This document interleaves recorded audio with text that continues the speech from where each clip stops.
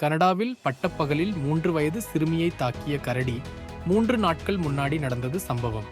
கனடாவில் சிறுமி ஒருத்தியை கரடி ஒன்று தாக்கியதில் அவள் காயமடைந்து மருத்துவமனையில் அனுமதிக்கப்பட்டுள்ளாள். கனடாவின் பிரிட்டிஷ் கொலம்பியாவில் 3 வயது சிறுமி ஒருத்தி கரடியால் தாக்கப்பட்டுள்ளாள்.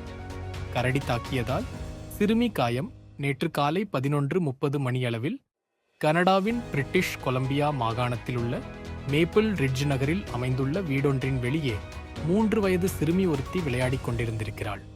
அப்போது அங்கு வந்த கரடி ஒன்று சிறுமியை தாக்கியுள்ளது.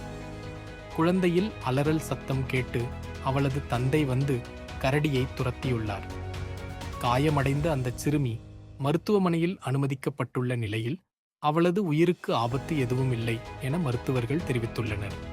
இதற்கிடையில் தகவலறிந்து அங்கு வந்த போலீசார் மீண்டும் அந்த கரடி அங்கு வர முயற்சிப்பதை கவனித்துள்ளனர்.